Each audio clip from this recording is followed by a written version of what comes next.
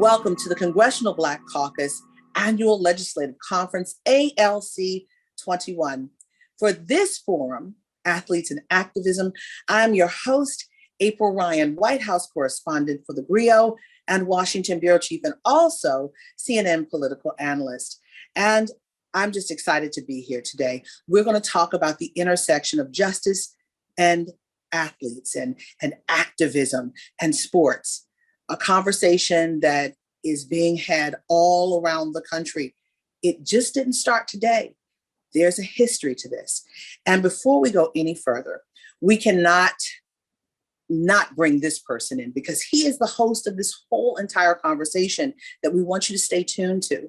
But first, we want to bring in New York Congressman Hakeem Jeffries. He is the House Democratic Chair for the Democratic Caucus. Congressman, take it away. Thank you for this moment and thank you for this discussion that is soon to be had.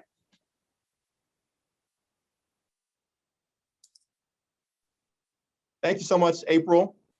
It is great to be with you and with these tremendous panelists who will be introduced appropriately momentarily, but I'm so honored that you have agreed to preside over this incredibly important discussion of athletes and activism as one of our preeminent journalists, members of the Fourth Estate, the free and fair press, who consistently illuminates what is going on throughout America for the people to consume in a clear, compelling way. So thank you for your participation. And thank you to Michelle and to Elizabeth and to Michael and to Tobias, individuals who are taking your platforms and turning them into progress for our community and for the good of America. America is a great country. It's a place that was born under high ideals. We hold these truths to be self-evident, that all men are created equally, entitled to life, liberty, and the pursuit of happiness, the land of the free and the home of the brave, liberty and justice for all. America, born as a place under high ideals. But we also understand that during the founding of the Republic, there was a birth defect, a genetic imperfection, if you will, that manifested itself in the form of chattel slavery.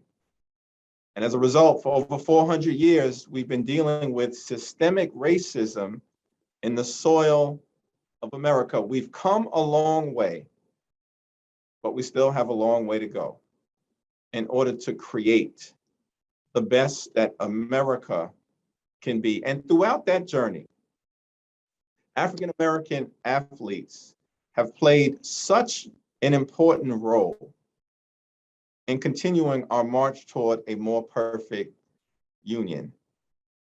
From Jesse Owens to Jackie Robinson, from Muhammad Ali to Colin Kaepernick, from FloJo to Serena Williams, and including those who are on the panel today, African-American athletes have helped to advance the cause of social, racial, and economic justice because it is the right thing to do. And as I conclude my opening remarks, because of necessity, connected to the fierce urgency of now.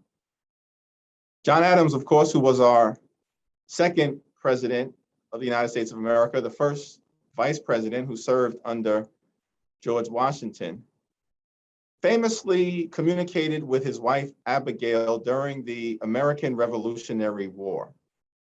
And he had correspondence with his beloved Abigail that was reflecting upon some communication that he had with Thomas Jefferson, who spent the majority of the American Revolution overseas in France preparing for the birth of the new republic. And Thomas Jefferson noted to John Adams how majestic France was with its architecture and its art and its culture, and how he looked forward to America being able to experience that. And John Adams reflected on that conversation with Thomas Jefferson and shared with Abigail that his generation was called upon to master war and diplomacy so that their children, the next generation, could master politics and economics. And that their children's generation would be called upon to master politics and economics so that their grandchildren could master art and culture. That's what we all should hope for in this great country, but the African-American journey has been a little bit different because of the realities that continue to exist with respect to the systemic racism that remains in the soil of our great nation. So these athletes, by necessity, have not simply been able to master, as they've done, arts, sport, and culture, but have got involved in the continued journey to make America the best that it can possibly be. And we're all thankful for it. And with that, April, I yield back the balance of my time. Wow, I guess I'm reclaiming my time now, right? Thank you, sir, for illuminating those facts. Once again, Congressman New York, Congressman Hakeem Jeffries, the chair of the House Democratic Caucus. And once again, we're talking about athletes and activism, something that is in the news. And as you heard the congressman say, we're going back in history to now, from Jesse Owens to Jackie Robinson to Muhammad Ali to Colin Kaepernick to this moment in the Olympics. And without further ado, I want to present our wonderful panel who's going to explore the complexities of sports and racial justice in America. And there is an intersection for both of these, racial justice and sports. So without further ado, I would like to bring to the forefront Michelle A. Roberts, Executive Director of the National Basketball Players Association. Notably, Michelle Roberts is the first woman to head a major professional sports union in North America. And moving on, we're going to Tobias Harris. He is an American professional basketball player for the Philadelphia 76ers, and he is part of the National Basketball Association, the NBA. Also, Elizabeth Williams, WNBA, the Atlanta Dream, the WNBA All-Star for the Atlanta Dream. Elizabeth Williams was drafted 4th overall in the 2015 WNBA draft. And we're moving on to Michael Thomas, of the NFL Executive Committee member. The Stanford graduate is one of the NFLPA's most active players, both on and off the field, after playing one season with San Francisco as an undrafted free agent in 2012. And hello to all of you. All right, I like the peace signs. Thank you. That's what we do in sports. Okay. So Michelle, I want to start with you, and I want to follow with Tobias, Michael, and then Elizabeth. I want to give you a 2-minute opening to talk about the intersection of activism with athletes. Talk to me, Michelle. I will, and thank you, April. It's obviously a pleasure to be a part of this panel, both because of these great athletes, but because, frankly, again, you are a hero of mine, and I'm honored. I'm giddy to be in the same space with you. But and I'll be brief, set the table a little bit, and then I'm going to let people hear from whom they want to hear, these fantastic athletes. What I would say is this: there's no question but that what we're seeing among athletes today is extraordinary, and I could not be prouder to be a part of the conversation involving athletes and activism. What's interesting is, I mean, we talk about the where athletes were historically. African-American athletes, at least, notwithstanding the fact that they probably had no interest in being activists, were necessarily so, And it was frankly, primarily devoted to just being able to compete. I mean, you turn on your TV now and you see African-American athletes all over the board. But remember, there was a time when we could not compete. We were not allowed to be members of the NBA or the MLB or NFL. And so much of the history of the struggle involving African-American athletes was simply, can I compete? I have the right to compete. What I love about these athletes today is that, and the athletes that came sort of just ahead of them, was once we were permitted the right to compete, one might have said that African-American athletes would have said, okay, good luck, my friends. But these men and women don't do that. They are well settled. They're making great incomes. And one might say to them, you know, you've made it. You can leave it alone. These men and women, notwithstanding the fact that they are competing at the highest level and everyone knows that they belong in those arenas and in the football fields, have said no. I am not merely an athlete. I'm an African-American man. I'm an African-American woman. And what's happening in my community is something I feel a responsibility for. And so, no, these men and women don't rest on their laurels. They are happy to be a part of the conversation. They are happy on occasion to lead the conversation. And so we need to all be very proud of them for not leaving us behind, but instead saying, here, take my hand. I'm going to walk with you. I'm going to run with you. I'm going to fight with you. And that's what they're doing with this incredible influence that they have in our communities. And again, couldn't be prouder of any one of them. And not just leading the conversation, in some cases renewing, and in some cases starting the conversation all over again. Tobias, we're going to you. Thank you, April. Michelle, that was very well said as well. It's an honor to be in this Zoom space with so many impactful individuals and truthfully individuals who really care about their communities and are also putting their actions to not just talk the talk, but also to walk the walk. As a young kid, and I speak from my own experience, I had this huge dream of making it to play professional basketball. And when I got here, I realized that just wasn't enough for me.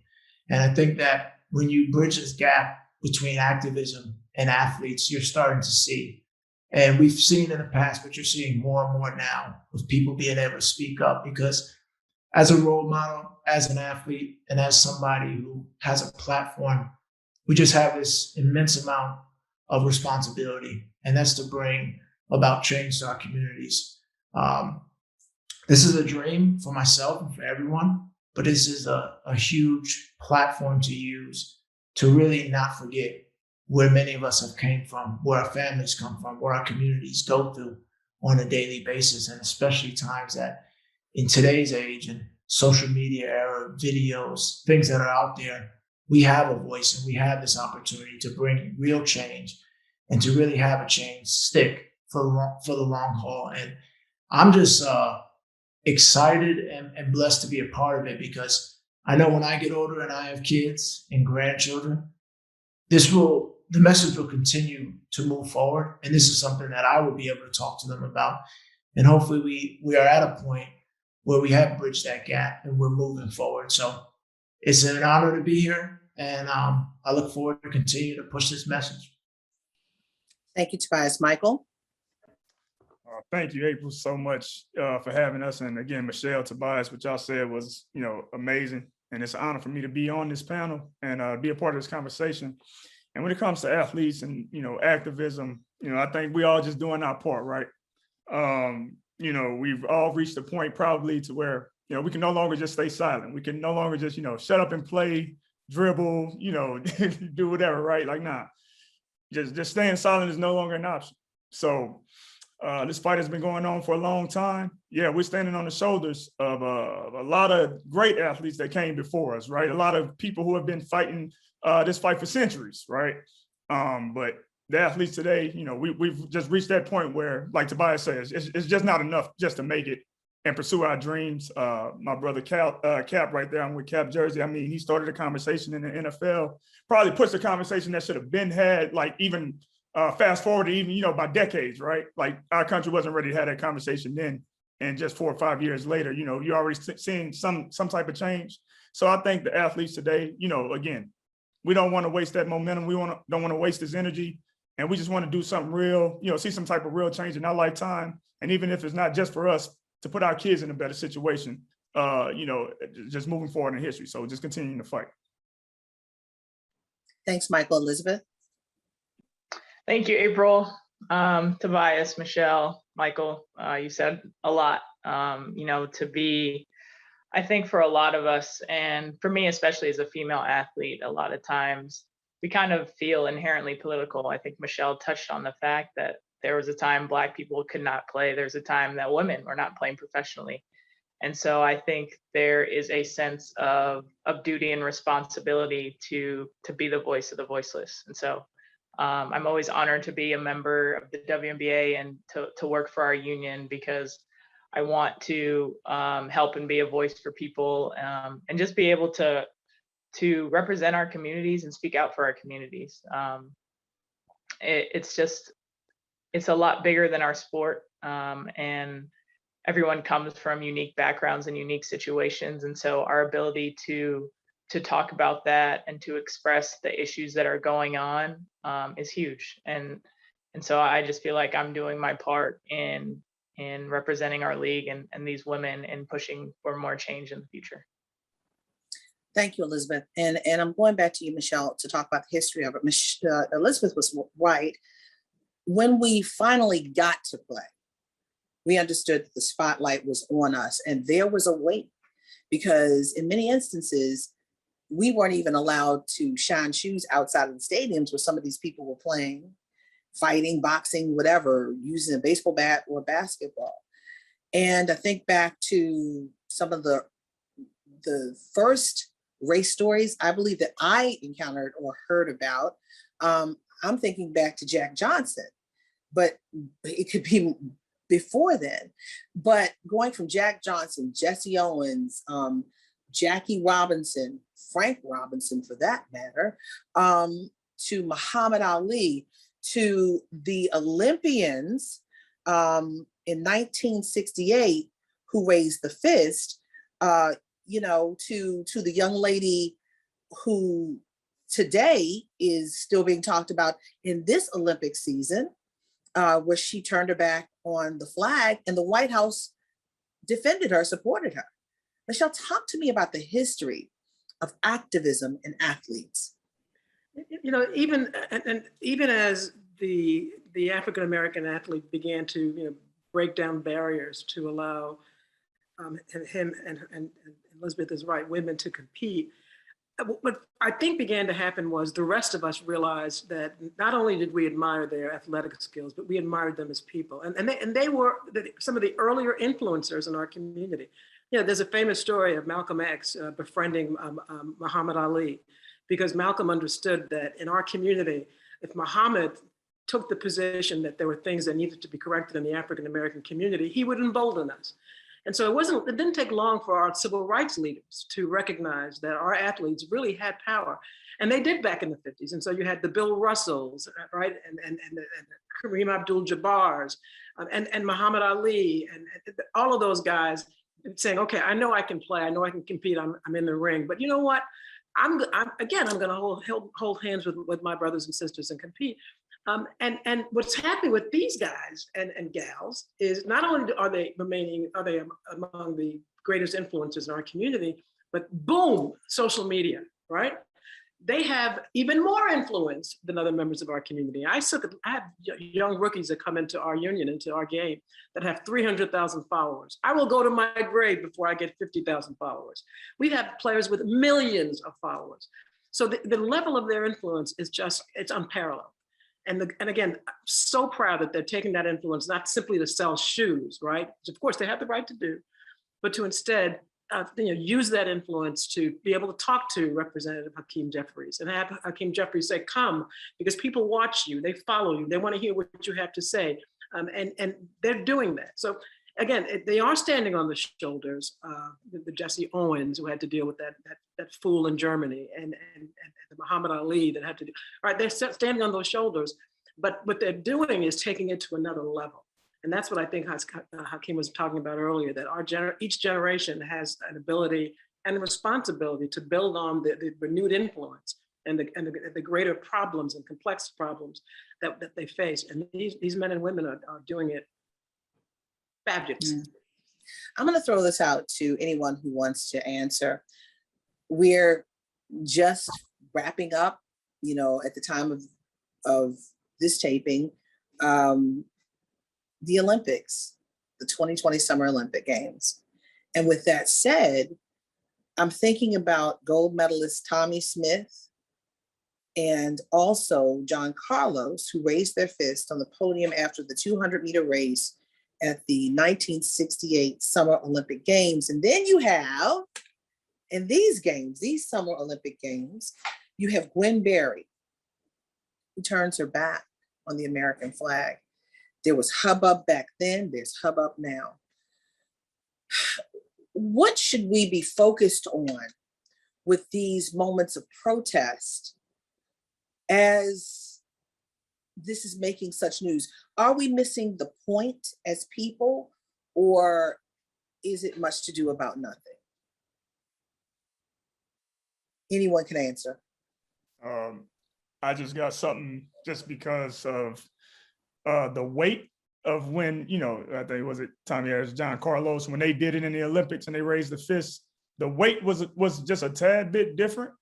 I think the young lady now, they're trying to continue the conversation. Any of us athletes, you know, we're using our voice and our platform now, we're trying to continue the conversation. But anytime you put yourself out there and to try to make a statement like that, yeah, it's trying to raise awareness, but to your point, I don't think people are missing the point anymore. The awareness is there, but now is what do you do? Okay, we raised that awareness. We're gonna continue to keep this conversation going as it should.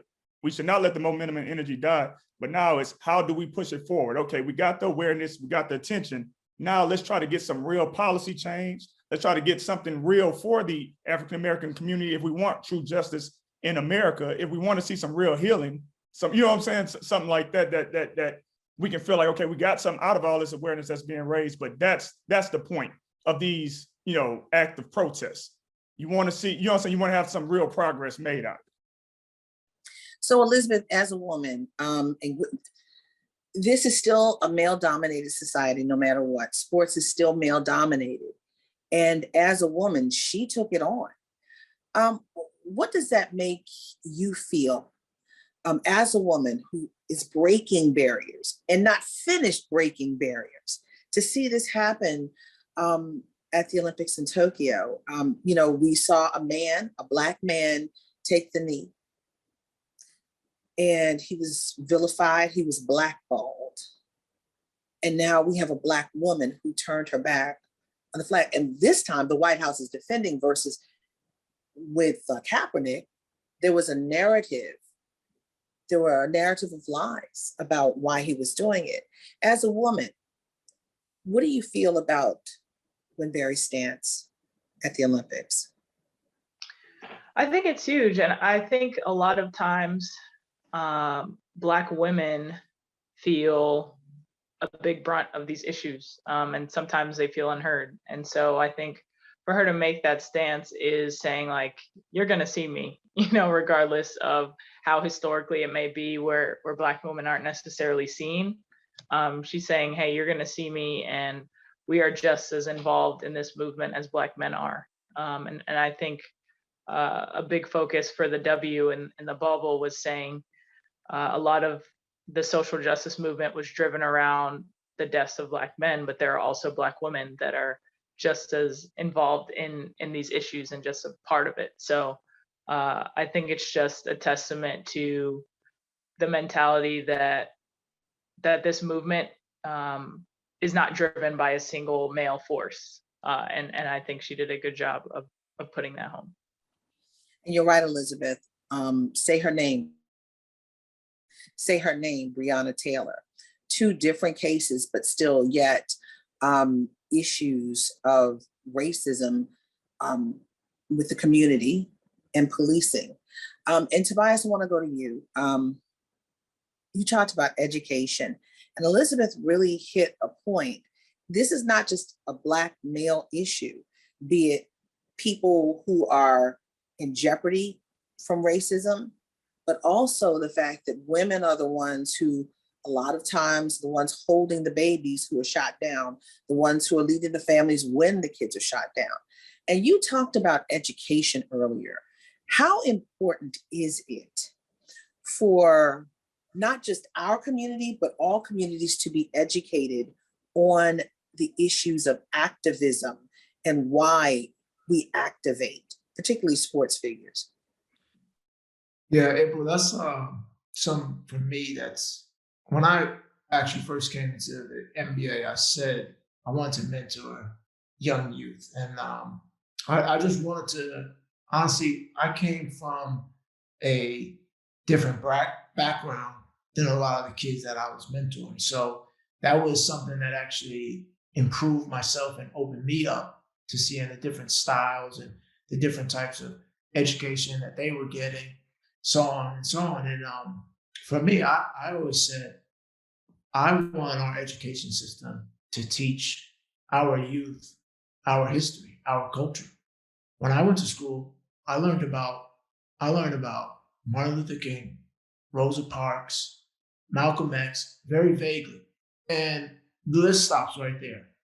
And I think that when you look at our education system, we need to teach our youth about our history. We need to teach kids that just go to school in general. We need to allow them to understand what truly went on during these times, because I truly believe that's a void that's been out here that we don't really tap into. And I think that when you talk about our youth, you talk about education, I believe it's an object that needs to be really glorified to helping our kids come up and find a way to be successful in life. And it starts with history, in my opinion. That's just one of the key aspects that I say our youth has to learn our history going forward. And that's why I'm so passionate about it. And you know, Tobias, when we find out our history, it makes you say never again, like other communities say. And that begins the activism. I'm going to be active in preventing this from happening again. And I like that. But at the end of the day, activism is not just a group sport, if you will. Each of us can do something individually. And I want each one of you, starting with Elizabeth, going to Michael, then to Tobias, talk to me about your personal activism. And then, does it conflict or support your brand? Because that's big in sports. Because we've seen, look, everyone's smiling. We've seen what happens when you take a stand.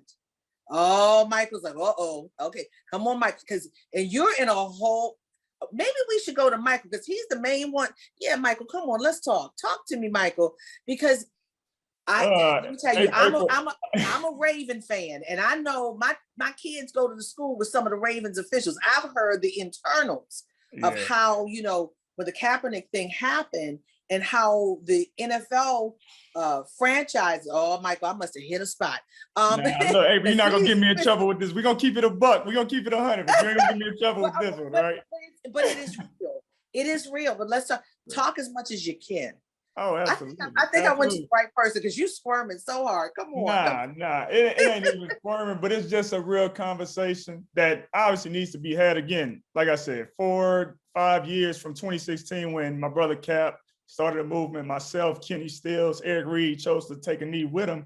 You know, it was called everything but a child of God back then, right?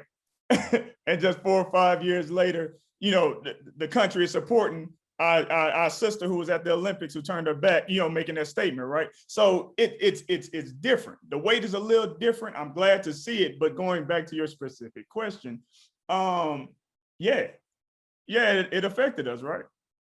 You got my brother right here, he martyr, right? That's the term they try to use, is martyr, but he didn't want to give up his career to do that. Eric Reed didn't want to give up his career to do that. Myself, Kenny, and a bunch of other dudes who took that stance, but we'll never know their names. You know what I'm saying? Like they didn't want to give up their careers to do that. They worked their whole life to get here, right? Just like everybody else, every other athlete who's, you know, involved in activism now.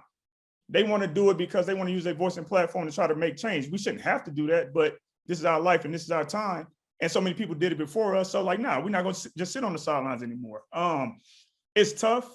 But at the end of the day, we made a decision based on how we truly felt. And we felt that this cause was bigger than our, you know what I'm saying, our career. We felt like fighting for our community, fighting for those who felt voiceless, you know, it was bigger than that. And I love the fact that the NFLPA now is putting us in positions to continue to amplify our voices in our platform to get involved with this fight, right? You know, I had the pleasure of interning with Congresswoman Sheila Jackson Lee, and I learned so much of how to take my protest and try to change it to policy and try to create real change.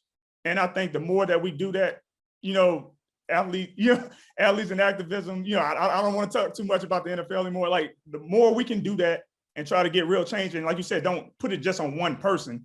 Like, it could be all of us collectively. Then we'll try to see the real change that, you know, that we want for our community. But this is not just an NFL issue. No, it's not.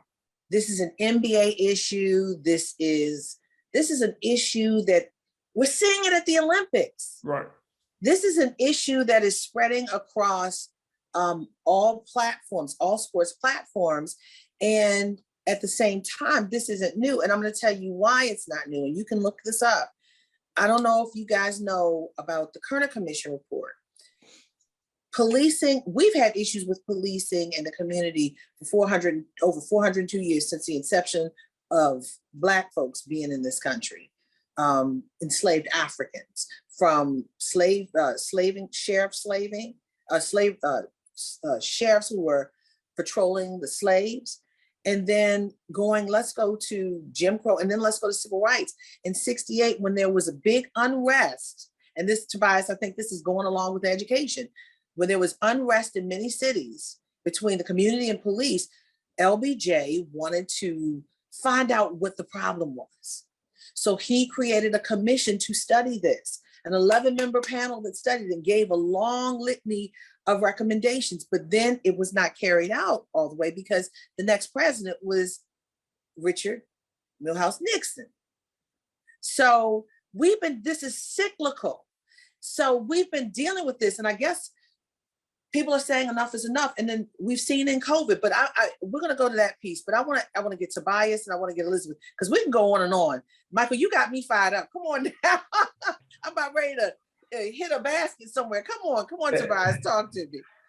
I'm gonna actually follow up what Michael was saying, because you know, there's people obviously before us in the past. You can go, you know, Muhammad Ali and Kareem Abdul-Jabbar, but you know, when we sit here and we talk about Cap and other guys in the NFL, that they took the bait for this whole thing to really come about in this full light. I mean, you know, nobody wants to lose their career over being able to speak up for his or her community, right? And those guys did do that, and that's knowledge. You know, you can listen to the average fan that says their careers were over, but that's not true. And those guys took the initiative to say, I'm okay with whatever's going to happen. And truth be told, and I'm even speaking for my own self, that actually allowed more people to say, all right, it's okay to speak up now. It's okay. I think that when you really talk about athletes and activism, there was a breaking point where an athlete said, I'm okay if no one will like me after this. And that could come from a lot of different reasons. Like, you could either just be really, really secure with yourself. You could be financially stable to say, I'm okay with speaking up now because I know that my family's supported, and I know that this is going to push the message going forward. And me personally, for myself, I start with activism by using a voice. Michael Eric Dyson once told me, your public equity is worth way more than any check you can stroke and any check you can give to any foundation, whatever. He said, your public equity for your community. And that means being able to speak up, speak out, be informed.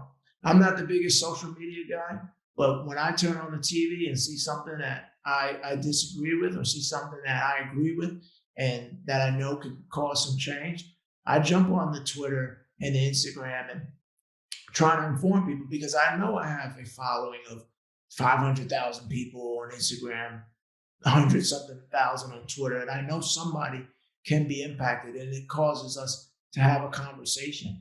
If we go back to the Olympics, I agree with what Michael was saying, where, what's next? Okay, so we have people, we have the attention, policy. What are we doing? But I also say that it's also okay for people to understand that these things are still going on, because time after time, everyone loves to let things pass by. During the pandemic, when everything was going on, people were saying, oh, we need NBA back. We need entertainment back.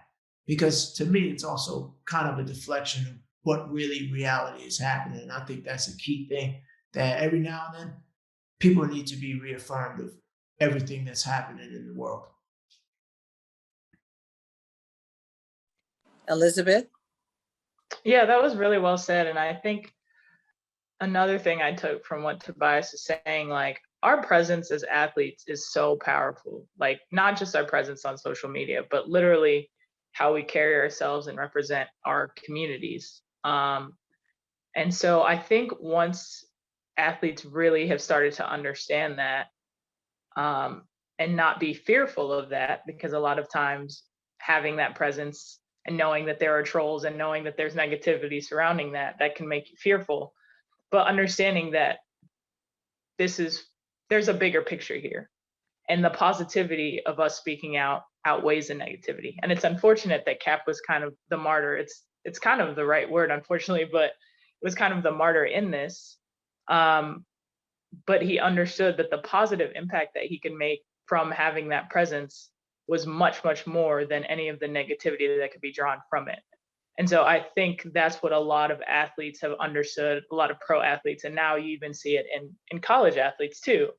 And it's shifting to understanding the value of that presence, and understanding once you educate yourself and feel more comfortable speaking out, that the positive impact of that on policy, on starting conversations, on influencing legislation is really impactful. This is more than just wearing the Kaepernick lapel pin, which I had. I was in church Sunday, and the preacher, who was dynamic, was wearing the lapel pin of Colin Kaepernick when he was delivering the word, the social justice word. But, Michael, you brought something to me, and I didn't realize it was that long. You said it's 5 years since all of this happened. So there has been some change, but it's very slow, very slow. And what are we seeing? What kind of changes are we expecting on the horizon? Because, now, there's it's not as harsh as it relates to the conversation, what we're hearing from the top offices in these sports fields. And we're hearing the unions are even a little bit more, they're softening their stance, and they're more understanding. There's a little bit more allyship than there was before. I'm not saying they're all in, but it seems like there's a little bit more allyship to try to understand that there is a problem and we need to be part of the solution. And I'm going to ask, because there's been a lot of different things. We're seeing in the NFL, they're doing different things they're in support of sentencing reform. We're also seeing that with the National Basketball Social Justice Coalition supporting the Equal Act to end the crack cocaine sentencing disparity. And what I want to know is, what other areas are these sports fields looking to try to make change, be it small or large? What are the other areas that you're finding? And either one of you can just jump in on that one. Well, I'll start. I'm on the board of the NBA Foundation, and that was an initiative by the 30 owners in the NBA, the 30 partners in the NBA, of really figuring out a way that we can help our communities. And we've donated a great large sum of money to different foundations and different organizations that really stick to the initiatives of what we're trying to bring about. And that's financial literacy in African-American and Black and Brown culture and communities, and find organizations to continue job growth in our communities and youth in our education as well. So we have a lot of great organizations. It's been an honor to be on that board as well, because just to see the due diligence behind picking these organizations and seeing how we can track growth and how we can track ways that this is going to be truly impactful in the long run has been huge. So, the NBA, I would say, in my opinion, has done a great job. I think I always say this, some will agree, some won't, but the WNBA is where the NBA really said, okay, we got to up our game, because when we saw what the WNBA was doing, pre-COVID, post-COVID, in the bubble, all the way down the line, I think that truly impacted us. Elizabeth, you can speak on that as well. And I think the So NFL, wait a minute, the women were leading, the women led the way to change the NBA. Come on, April, Elizabeth. don't act surprised. Don't act surprised now. Don't act surprised. Well, look, I'm not surprised in real world, but again, this is a male-driven sport. But I'm so proud of my women. Elizabeth, take a bow, honey. Yes. Yeah, I mean, I think a lot of the work, especially initially, like we were doing, and I mean, we're a smaller league. People don't see as much of it. I think Maya Moore's story was a bit more popular just because she's kind of like the Michael Jordan of the W, and she said, nope, I'm not playing because there's somebody who's been wrongfully convicted and I'm getting him out of prison. Like that type of story of someone at the top of their game saying ultimately, like, I'm not even going to play because the social justice issue is important to me. You just don't really see it in sports. And then kind of fast forward to the bubble, our focus on the Say Her Name movement and making sure we're working with the African American Policy Forum, having Breonna Taylor's name on the back of our jersey, and all of the steps that went into that, I think that was big. And so I think we had a lot more to lose. It's not like we're making NBA salaries, but again, it's like what we touched on, where we feel like the positive impact that can be made is more influential than any of the negativity that surrounds that. And so I know our unions are working together, and our players union has been great from the beginning in supporting players and all the initiatives that they have. But the W, like, it's like we're just gonna work regardless of who sees us, who doesn't see us. The fact that because we're a smaller league, it's a lot easier to do things as a collective and have really tough conversations with everyone in the room. And that's been a part of the story behind a lot of the influence that we've had, is that, hey, this League of Women decided that their collective voices could be really impactful. And so I think that's how the NBA was able to take some things from that and moving forward in what they wanted to do in regards to creating their social justice council as well. I like the hat tip from Tobias. That was awesome. That was awesome. Women lead the way. Michael? Oh, well, shoot, I'm gonna just continue it, April. Shoot, first off, yeah, like you said, like the Maya Moore story, I mean, for years, like she's been an inspiration, but what the women did last year in the bubble, and, the NFL, that was our off season, so we had time. So, like y'all was applying pressure. I know the NBA, I know Tobias, like what he's talking about, like seeing what y'all was doing with the shirts, Say Her Name movement and all that, y'all was applying pressure. We was on the sideline like, look, y'all, we got to do something. You know what I'm saying? When our season started, we got to do something. So yeah, hats off to y'all. Y'all been leading the way. Y'all led the way with that movement last year, and we definitely stepped our game up because of y'all as well. So kudos to y'all. But to the point and to your first question, April, I love the fact that all our unions are, working together. Everybody's trying to put their, their collective heads together and say, like, look, we all, make an impact. And Tobias brought up some great points about, like, what they're trying to do in the different communities. And we understand that every community, has different needs, right? So we're all trying to say, okay, here in Houston, this is what we might need to do. These are the type of policies we might need to try to fight to get change here in Houston. But shoot, we know in Dallas with the Cowboys, like they might have something else. So it's like, okay, what can we do locally? What can we do nationally, right? How can we come together? I think last year, with it being an election year, it was great to see, our league, all the leagues just fighting, against voter suppression. and using our voices and platform to make sure that, all our communities, weren't punished or weren't in a position where they couldn't get out and vote because of, different tactics that were being used, right? We fought against that. So I think continuing to move it forward, to work together. I keep saying not wasting this energy, not wasting this momentum. So continuing in the future to work together and try to, fight for policies on state levels, local levels, and nationally. And like you said, it's been done in the past where, panels were created to study certain things. And then, there was new administration coming in. Well, hopefully this time now we can still use this momentum, this energy to fight for things that, just 4 years you couldn't have a conversation about. But now if people bring up reparations, hey, it ain't just a non-conversation starting now. Now we can talk about true healing. We can talk about studying that. I think it's HR 40. Is one of those. It is HR 40. But Yeah.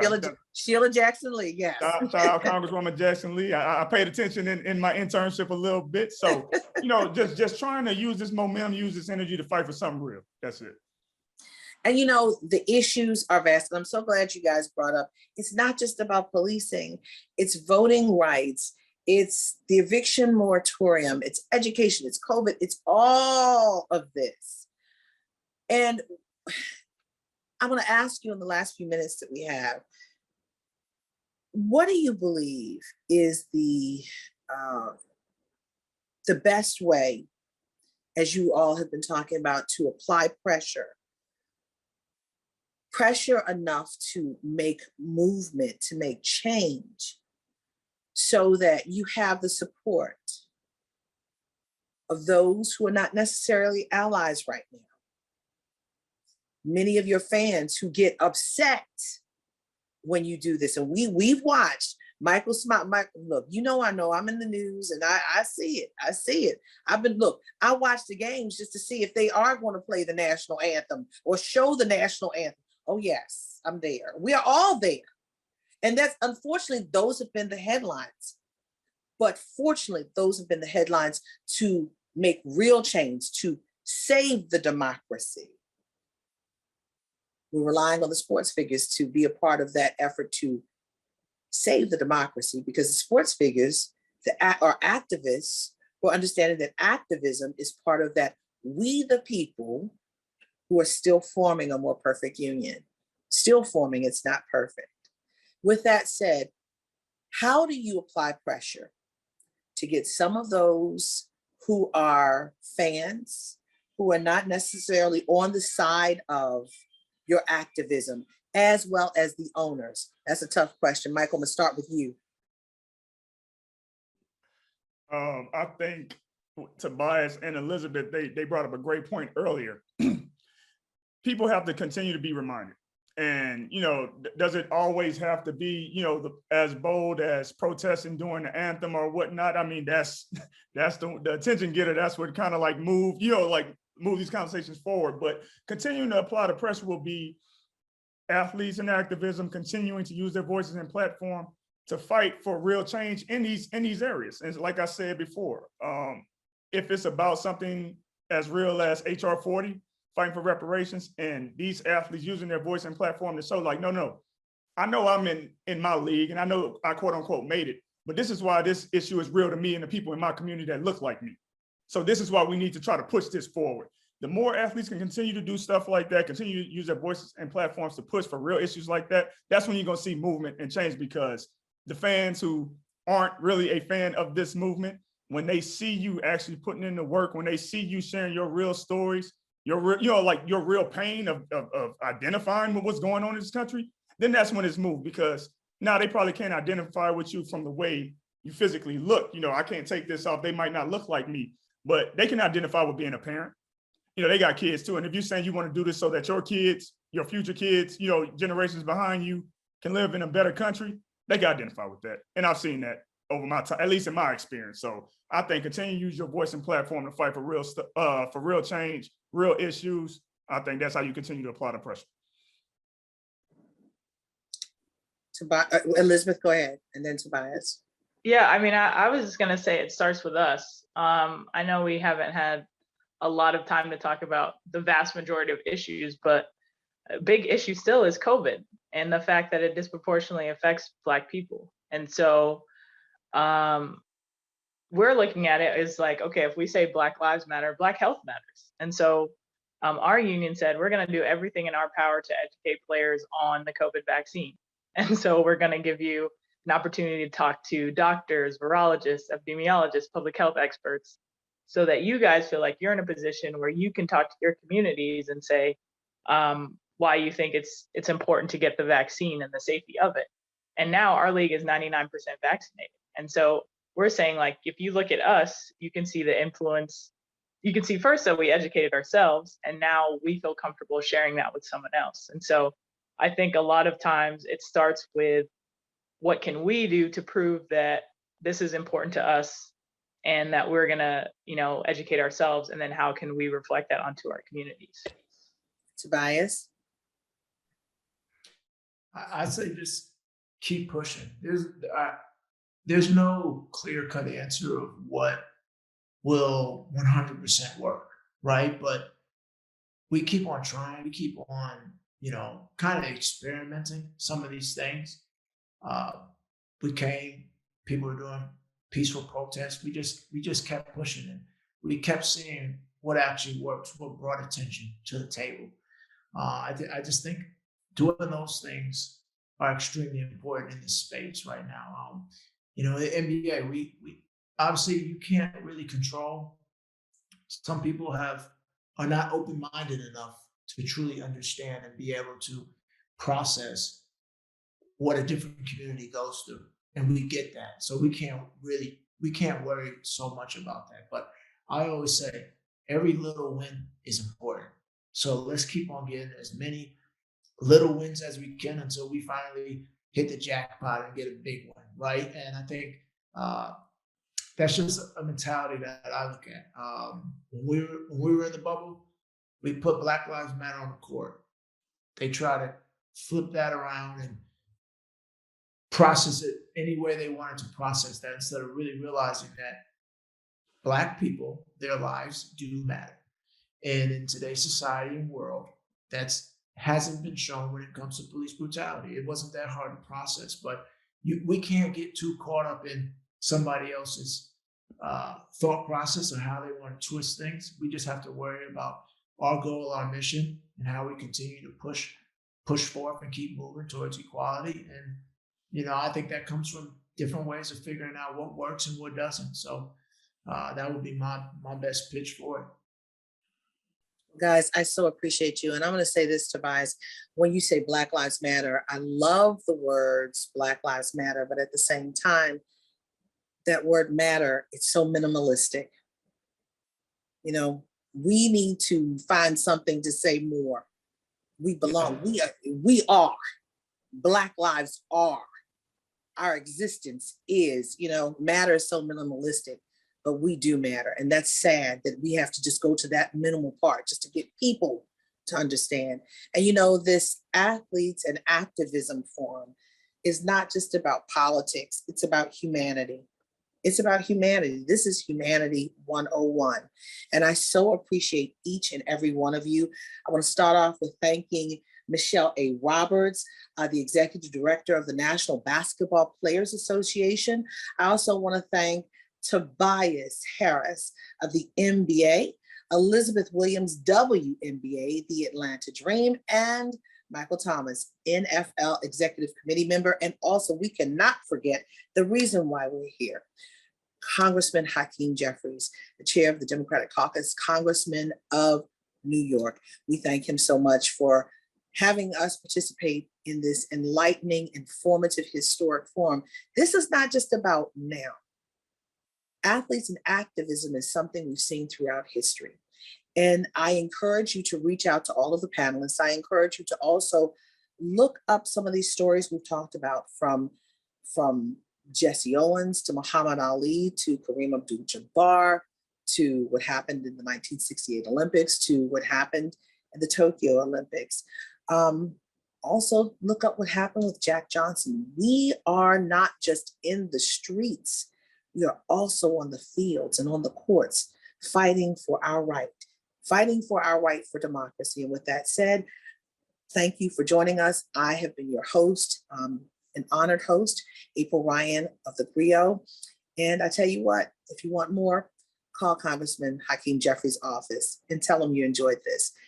Take care and congratulations, Congressional Black Caucus, for your annual Legislative Conference 21. Take care. Peace.